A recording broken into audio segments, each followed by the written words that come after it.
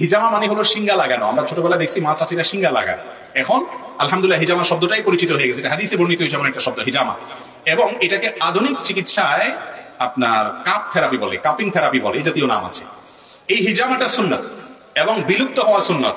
অনেক তরুণ ভাইরা এবং বিভিন্ন শ্রেণী পেশার ভাইরা এই সুন্নাহকে নতুন করে জিন্দা করার উদ্যোগ নিয়েছেন ঢাকায় বিভিন্ন জায়গায়। এটা অ্যাপ্রিসিয়েট করার মতো আলহামদুলিল্লাহ। মনে রাখবেন নবী করিম সাল্লাল্লাহু আলাইহি ওয়াসাল্লাম বুখারী বর্ণিত হাদিসে বলেছেন 3টি কাজের মাধ্যমে মানুষ চিকিৎসা গ্রহণ করে থাকে।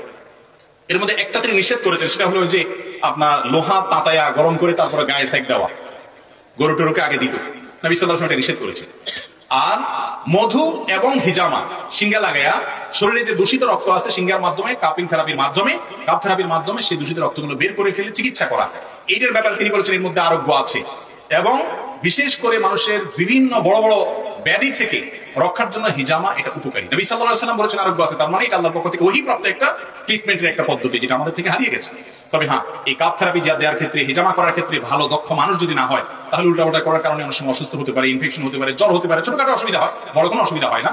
কিন্তু অভিজ্ঞ কেউ করলে সেগুলো হয় না। কিন্তু এটা সুন্নাত, গুরুত্বপূর্ণ সুন্নাত। এবং সহিহ মুসলিম হাদিসে নবী করিম সাল্লাল্লাহু আলাইহি ওয়াসাল্লাম হিজামা সম্পর্কে বলেছেন, তোমরা যত পদ্ধতিতে ট্রিটমেন্ট গ্রহণ করে থাকো এর মধ্যে থেকে হিজামা একটা উত্তম পদ্ধতির চিকিৎসা।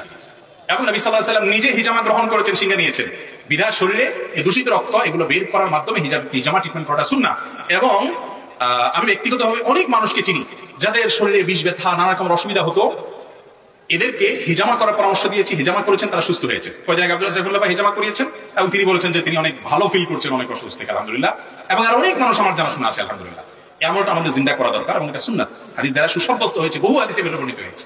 এবং এই ক্ষেত্রে বিশেষ করে যাদের জাদুগ্রস্ত, জাদুর কারণে শরীরে অনেক সময় দূষিত রক্ত হয়ে যায়, দুষ্ট জিন শয়তানের প্রভাবে অনেক সময় হয়, এগুলো হিজামার মাধ্যমে যখন বের করে ফেলা হয় মানুষ সুস্থ ফিল করে।